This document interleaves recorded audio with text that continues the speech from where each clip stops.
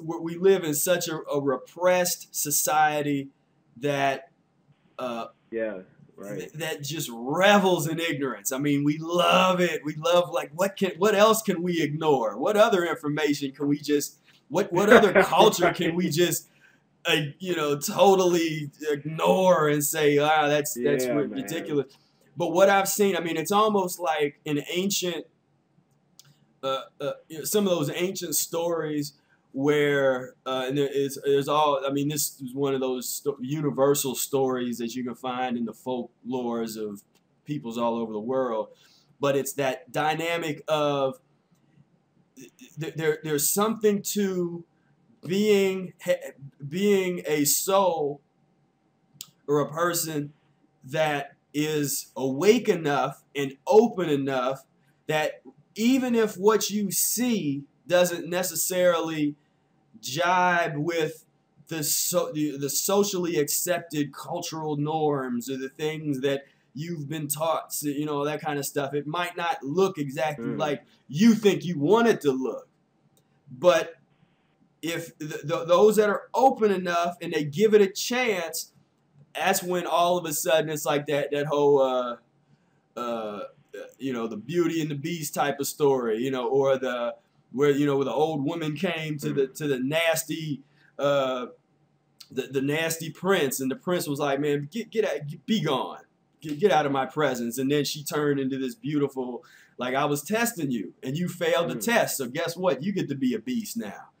And we live in a society of right. beasts, basically, in terms of with that level of Exactly. consciousness where they see something. Oh, I don't like your skin color. Oh, you got a beard. Oh, you got some hair. Oh, you don't look like what my what my society, and as Eric pointed out, the culture of the shaved head and the shaved this and all that kind of stuff, that's diametrically opposed to nature.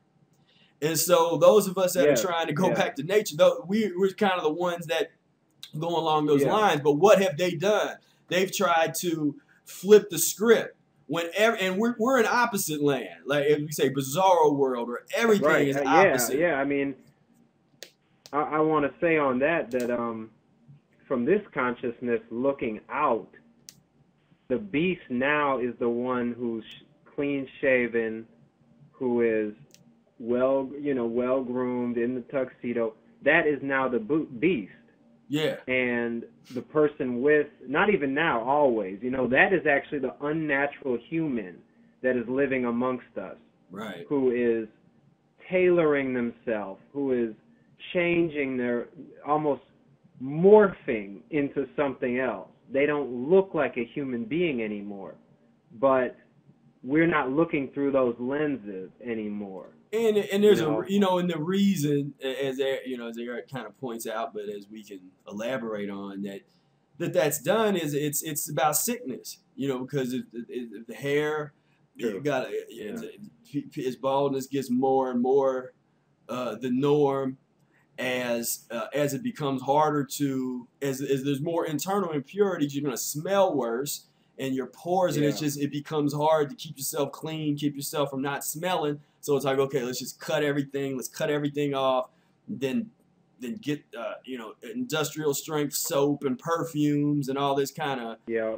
these toxic chemicals. Let's just I mean, one of the most insane. I need to do a separate video and just talk for an hour about how crazy deodorant is. But but that's where we're at. I mean, we're just such a deficit in the area of real natural consciousness.